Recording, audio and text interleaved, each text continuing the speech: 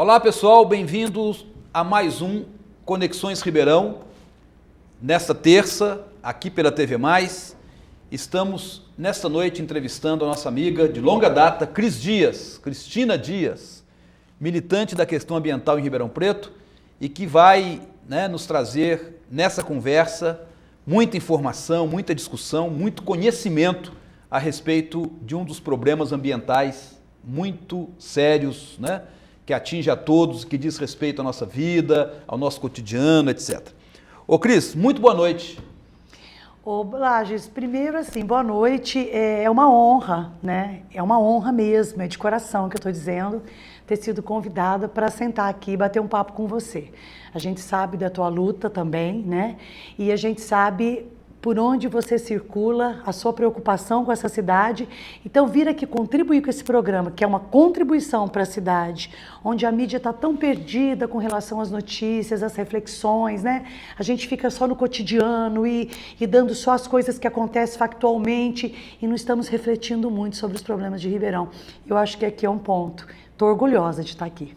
E eu também fico muito orgulhoso de você ter aceitado o nosso convite, Imagina. Está aí disponível hoje para a gente ter essa conversa, que eu tenho certeza vai ser muito agradável, muito bacana, Ô Cris, vamos começar a falar um pouquinho de você, de você mesmo, um pouquinho da sua biografia. Afinal, você nasceu em Cajuru, veio para Ribeirão Preto, fez jornalismo, teve um programa aí que eu cheguei a ser entrevistado lá, que foi o Da Janela. Isso. Como é que foi esse início seu, desse envolvimento com esse debate, essa discussão, entrevista, esse jornalismo científico que você abraçou aí na sua carreira? Como é que foi isso, hein, Cris? Ô Lages, eu acho que tem coisas que você planeja, Então, assim, eu sou de uma família muito simples de Cajuru, Meus pais não têm nenhuma formação, minhas irmãs, a partir das minhas irmãs, com o trabalho dos meus pais, é que começamos a ter as nossas formações em universidade, E eu escolhi o jornalismo, eu acho que até eu teria aí duas carreiras para seguir, devido ao meu perfil, ao meu estilo. Uma era promotoria pública, Olha só. Era algo assim que eu pensava, que meus tios diziam para mim, você vai ser uma ótima promotora, E outra é o jornalismo, porque são profissões em que você defende a sociedade, Que você fala em defesa do coletivo. E eu acho que eu tenho um pouco esse perfil, acho que é um pouco meu isso, Eu desde criança, minha mãe conta, Meu pai tinha criação de animais no quintal ali, e sempre eu tentava defender os bichos. Quando meu pai matava porco para vender, então olha que doidura isso, A minha família toda come, se alimenta de carne, então assim, eu fui meio que na contramão disso, mas sou muito respeitada na família, graças a Deus. E aí eu sempre defendia, sabe? As coleguinhas na escola, e quando tinha alguma coisa eu ia lá e defendia a colega, então eu tenho um pouco esse perfil de me meter, vamos dizer assim, nas questões, dos conflitos e nas defesas. Então eu acho que o jornalismo veio até pela facilidade na época de eu estar em Cajuru, vir para Ribeirão, prestei vestibular, eu prestei em Direito e prestei em Jornalismo, e na hora eu escolhi jornalismo aqui na UNAERP. E fiz jornalismo. Eu nunca fui uma jornalista assim que pudesse me dedicar totalmente, porque eu sempre tive que trabalhar para pagar a faculdade. Então foi aquela luta da maioria dos brasileiros. Não tem novidade nenhuma quanto a isso, nem mérito em relação a isso. E daí eu escolhi o jornalismo e comecei a transitar nos veículos de comunicação tradicional. Fui para o Mato Grosso, trabalhei numa afiliada da Globo lá durante muito tempo. Por que eu fui para o Mato Grosso? Ribeirão só tinha uma afiliada da Globo e que não tinha muitas vagas. Surgiu uma oportunidade, eu namorava, esse meu namorado, que hoje é meu marido, foi para lá, falou, vem para cá que só tem uma moça trabalhando em TV aqui. Eu sempre gostei de TV, sempre curti imagem. E daí eu comecei. Passei por várias TVs, depois voltei para Ribeirão, passei por várias TVs aqui também, e chegou uma hora que veio um convite para trabalhar numa TV educativa, que seria aí o caso da TV UNAERP. E eu me interessei, na época eu trabalhava na IPTV, me interessei e fui para fazer documentário. E eu gostei muito de transitar, de refletir, de buscar conhecimento. Eu vou te falar uma coisa, na verdade, trabalhar 13 anos na TV UNAERP foi um mestrado, quase que um doutorado para mim, porque os professores eram pessoas como você, que eu ia buscar conhecimento, ia fazer pesquisa para fazer trabalhos, para fazer documentários. Isso é um estudo muito bacana, porque é um estudo de campo, que você vai, conversa com as pessoas, vivencia o problema de perto. E abracei essa questão que é ambiental, mas eu tenho, assim, um carinho muito grande pela área cultural, sabe? Por tudo que transita de forma de refletir, de pensar, fazer as pessoas pensarem para transformar a nossa cidade numa cidade melhor. Nossa comunidade, nosso estado, eu penso que tem que ser melhor para todos. Porque se eu estou morando num lugar e eu em volta na minha casa tem tudo ruim, eu não vou estar feliz trancada dentro da minha casa. Se eu moro num lugar onde eu abro a porta e a comunidade está vivenciando bons momentos, as pessoas estão vivendo em paz, trabalhando pelo coletivo, é muito melhor. E foi isso que eu escolhi. Da causa animal, sempre gostei de bicho. Para você ter uma ideia, o meu primeiro bicho de estimação foi uma galinha. Uma galinha? Uma galinha. Eu adotei um pintinho e esse pintinho cresceu comigo, eu enterrei esse pintinho. Depois vieram os cães, os gatos e eu sempre gostei de animal, sempre defendi. Quando eu voltei para Ribeirão, que eu trabalhava em Rondonópolis, Mato Grosso, eu voltei para Ribeirão para trabalhar na área aqui, eu me envolvi diretamente com as instituições de proteção animal, que nós vamos falar depois, Exato. Que é a AVA, né? Ô Cris, interessante. Então, entre o jornalismo e o direito, você escolheu o jornalismo, mas me parece que não foi qualquer jornalismo que você escolheu. Me parece que foi um jornalismo mais crítico, de reflexão, de debate, de entrevista. E hoje a gente percebe, de um modo geral, a mídia muito informativa, né? Principalmente a televisão. Passa muito a informação oficial, né? Que talvez interesse ao mercado, interesse a determinados grupos da sociedade, mas não passa a reflexão que pode levar as pessoas a construir uma opinião própria sobre aqueles fatos, aqueles acontecimentos. É isso mesmo, Cris? É isso mesmo. Claro que a gente tem que, dentro do jornalismo, a gente tem que entender os veículos, como que eles trabalham. Então, se você pega os telejornais, né? Esses telejornais, eles vêm, obviamente, para trazer a informação que é o factual, que é o fast, que é o rápido. Então, temos que noticiar tudo o que está acontecendo, são muitas as informações. Tudo bem, quanto a isso, tudo bem. O grande problema é que as TVs comerciais, principalmente as comerciais, elas poucas, às vezes, chegam a dar um cantinho ali para debates, muito pouco. Mas elas se esquecem que elas podem sim construir um espaço de reflexão dentro do jornalismo. A própria informação pode levar ser a uma formação. Exatamente. Então, o que acontece? Tudo bem, nós trazemos aqui... Você sabe que eu dou aula de TV em Araraquara, né? Eu sou professora de TV em Araraquara. Sei. E é um dilema muito grande para os professores que hoje, que trabalham no mercado, que conhecem o mercado, chegar para o aluno que vai para o mercado e dizer para ele assim, ó, olha, a realidade é essa. O certo é isso. Então, para eu te preparar para o mercado que recepciona gente assim, profissional assim, eu tenho que te ensinar o que está imposto no mercado, mas eu tenho que sair um pouco da grade e fazer você refletir sobre como que você vai transitar nesse mercado. Só que eu tenho que dizer para o meu aluno, quem manda no mercado não é o jornalista, é o dono do veículo. Esquece. Ah, então vou desistir? Não. Você pode se preparar e ir para o mercado e conseguir fazer a diferença em alguns momentos. Porque o jornalista que tem esse tipo de reflexão, quando ele está lá e eles estão tentando dar só uma notícia, só um lado da notícia, ou só um lado de interesse da notícia, ele pode fazer a diferença na hora que ele faz a reportagem dele. Não é que ele vai revolucionar a mídia, mas ele pode dar um tom. E esse tom depende dele. Então tem muita gente, minoria, que transita e faz esse trabalho. É que a maioria está presa a esse sistema de informação comercial, de dar notícia através do oficial. A prefeitura falou, está tudo certo. Não tem investigação, não tem verificação. Você pega a notícia e joga ela no ar. Não existe uma reflexão sobre isso. Me desculpe, mas essa é a realidade. Ô Cris, mas vamos falar então agora sobre a questão aí da política pública relacionada aí à questão animal, né? Veja que hoje, né, a questão animal, ela está presente no cotidiano e na vida de todos nós. Terceiro assunto de interesse da mídia, você sabia disso? Ah, é? É. Primeiro, eu acredito que seja violência. Tá. A segunda, eu vou falhar aqui, eu não vou saber te dizer. Bom, violência e segurança, primeiro. A segunda, eu não vou saber te dizer. Terceiro assunto, por quê? Porque existe um interesse público, no sentido das pessoas se interessarem por esses aspectos. Tanto que você vê que tem TVs que se especializam, tem veículos que tem direto, você assiste, sempre tem uma notícia, ou é o bichinho bonitinho, ou é o fato triste, alarmante com relação aos maus tratos. Até para denúncia. Até para denúncia. Então, há esse interesse comercial também, tá? Só que nós temos que pegar isso e utilizar por um outro lado de mudar a realidade.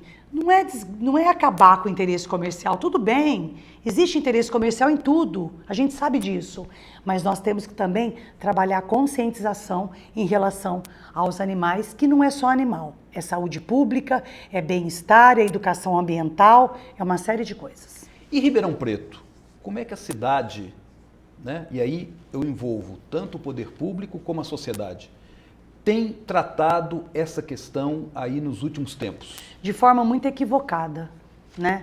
A gente tem, por um lado, esse mercado que levanta o pet, né?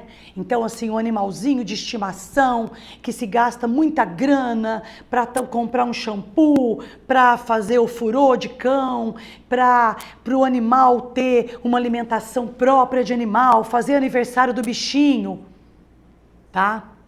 Esse lado. E tem o outro lado, que é o lado social, que é a falta de controle populacional, que é algo que a gente nunca conseguiu emplacar em Ribeirão Preto de forma efetiva.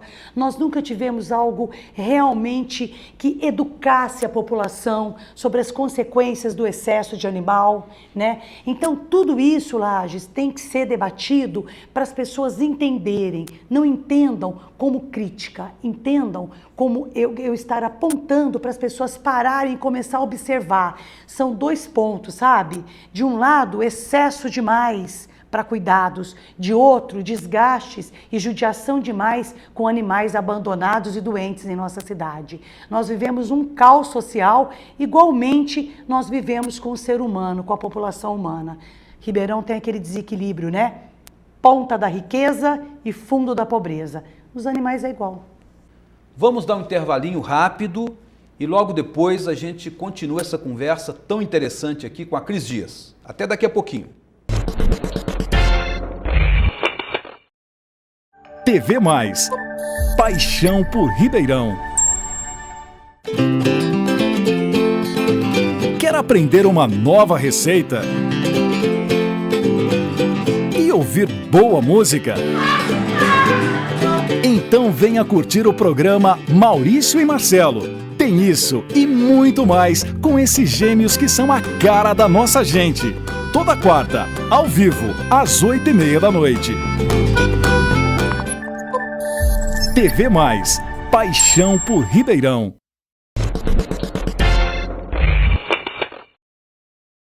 Retornando aqui ao nosso Conexões Ribeirão, com uma entrevista super interessante hoje, né, com a Cris Dias, militante aí da questão animal em Ribeirão Preto. Ô Cris, mas afinal, né, a questão animal tem, como você bem disse no final do primeiro bloco, aquilo que as pessoas gostam, que é cuidar do seu animalzinho de estimação, etc., tratar bem dele, cheirosinho, bonitinho, mas tem o lado oposto, que é a questão social que envolve essa questão, né, de um modo geral, que é justamente a superpopulação, a falta de uma política pública, de castração, por exemplo. Enfim, se você pudesse fazer uma retrospectiva breve dos últimos tempos, né, tem havido alguma melhora no trato dessa questão pelo poder público? Tem piorado? Afinal de contas, qual que é o grande problema que se depara hoje com essa questão animal em Ribeirão Preto? Olha, Lages, esse histórico, né, que a gente acompanha, porque eu milito aí nessa área há mais de 20 anos, né? O que a gente percebe? A gente percebe que as autoridades, elas não têm a devida noção da importância que eu digo em relação a tudo. Tá? A cidade, a tornar uma cidade melhor, mais humana, com menos problemas de acidente, cavalos no meio da pista acidentando veículos, saúde pública, eu estou falando de tudo, não estou falando só dos cuidados com os animais, tá? A gente percebe que os nossos representantes, né, os nossos assim, né, porque os que eu tenho votado ultimamente não têm sido eleito, mas assim, os representantes da população, eles não têm noção da questão da causa animal. E uma vez que nós apostamos em acreditar que era possível nós levarmos um representante para o legislativo, a causa animal se equivocou, né? Nós escolhemos uma pessoa equivocada, que transitou em outro caminho. Porque assim, é muito sério você ir representar a causa animal na política, porque ela dizem que a cultura é perfumaria, não é isso? A causa animal, eu não vou usar o termo aqui para não ficar desagradável. Dizem isso, né? Eu não vou usar aqui a causa animal, o termo correto, o termo que eu acho que eles pensam que porque vai ser muito desagradável. Então, o que acontece? Se nossos gestores, vamos dizer assim, não têm ideia, não têm conhecimento da causa animal e não procuram ter conhecimento, como que você vai resolver o problema? Quando você pega um vereador chegando para você e falando assim, ó, eu quero fazer um projeto para colocar comida e água para os cachorros em nossa cidade, para os cachorros comunitários, por exemplo, né? Eu viro para ele e falo assim, não, ó, você alimentar animal, quanto mais você alimentar sem o controle populacional, mais você procria. Então nós temos que trabalhar primeiramente o controle populacional. Tem que capturar, tem que castrar. Ribeirão Preto nunca teve um programa de controle populacional de cães e gatos que trouxesse resultados efetivos para reduzir população. O que se tem são programas que surgem de repente, faz ali uma festança, uma publicação, uma publicidade política e depois para. Ribeirão Preto hoje não está castrando animal. Quem castra animal hoje é a sociedade civil, sem recurso. As ONGs, os protetores independentes com dinheiro do bolso. E nesse ponto que nós estamos, nós já passamos várias vezes. E todas as vezes a conversa não tem dinheiro. Senhores gestores, nós temos que pegar o recurso público, temos que dividir ele de forma a priorizar. O que é prioritário? Saúde pública humana? Tá. Mas que tenha fatia com relação a cuidar dos animais domésticos, tem que ter. Porque animal doméstico está relacionado diretamente com a saúde pública da nossa cidade. Então, vocês têm que saber dividir esse bolo. Primeiro, nós tivemos a Sevandija, que destruiu nossa cidade nos 2 governos Darcy e Vera. E aí, um monte de nome atrás, viu, gente? Porque a Darcy fica na frente aí, mas nós temos aí um monte de nomes. Tem um staff numerosíssimo. Enorme, um rabo enorme. Vou dizer mais. Eles estão ainda aí dando piteco no poder. Podem ter certeza disso. E a gente tem que arrancar. E aí vem uma outra Câmara nova, né? Vamos pôr uma aspa aí, que não está sendo não. Que não está sendo não. Sabe por quê? Porque ainda a gente usa o modelo do populismo para levar vereador para a Câmara. Você apareceu na televisão? Puf, né? Você tem um veículo de comunicação? Você vai ser eleito. Então a população, não é que você ter um veículo de comunicação e se comunicar, você é ruim. Mas a população precisa analisar o passado desse candidato. Não pode essas pessoas... Não é só na imagem. Da imagem, da publicidade, da informação. Gente, vocês têm que entender o que essa pessoa já fez antes de ser vereadora. Ela já contribui na sociedade. Ela tem ideia do que é ser um vereador. Então, Lages, enquanto nós não mudarmos esse perfil, tá? Na política, nós não teremos mudança na causa animal e em todas as áreas. Então, eu começar a falar aqui para você de causa animal, da situação hoje, nós estamos vivendo o pior momento possível. Não posso acusar só esse governo. Tenho que dizer que tem uma herança passada, mas também não dá para ficar agora dizendo isso a vida toda. Nós já temos 1 ano de governo, vai buscar apoio. Poxa, governador do estado, deputado, temos que trazer recursos para poder mudar essa realidade. E a sociedade civil com as instituições, os protetores, eles estão dando ajuda gratuita para esses governos mudarem. Mas hoje, Lages, nós não temos controle populacional, as pessoas procuram as instituições para resolver o problema. Só para você ter uma ideia, o cavalo morreu, está morto, mau cheiro, a prefeitura não vai recolher. Sério? Né? Nós estamos vivendo um caos da causa animal. Então, se eu for falar aqui tudo, nós vamos ter que pegar 10 programas.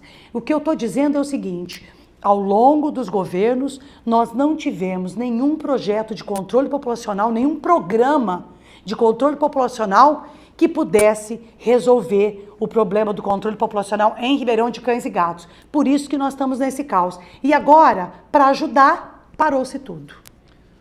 Ô Cris, mas além dessa militância política, né, que você abraçou em relação à causa animal, você também participa da AVA, né, Associação Vida Animal. Eu gostaria que você falasse um pouco da AVA, dessa sua inserção nessa instituição, o papel, a importância, o trabalho que vocês fazem lá. Acho que muita gente gostaria de conhecer um pouco mais a AVA. Então, a AVA é o seguinte, a AVA ela é um braço da Pau Brasil, porque a AVA ela nasceu de um casal que trabalhava com a Pau Brasil, plantava árvores e começou a perceber que tinha muitos animais andantes ali.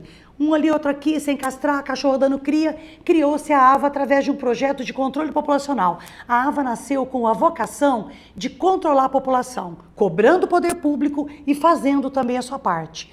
E eu entrei na AVA nesse período. 1 ano a AVA estava transitando ali, eu comecei a pitecar ali e tal.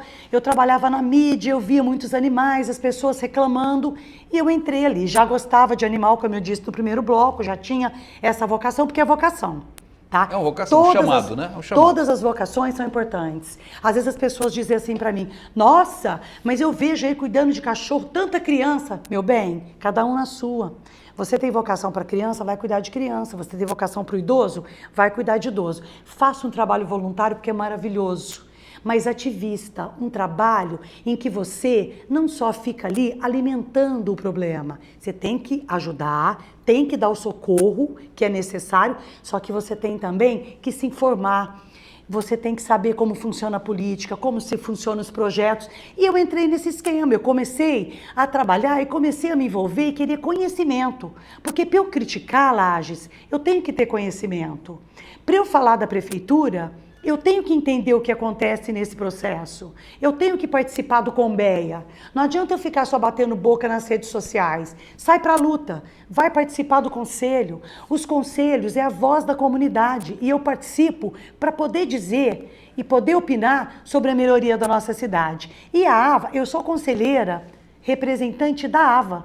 A AVA, ela participa do Combeia, do Conselho Municipal do Meio Ambiente. Por quê? Porque é importante, nós temos representatividade lá. Claro que a gente não participa como nós gostaríamos, mas só de você estar presente nos conselhos, você já ajuda. E a AVA, o que é a AVA?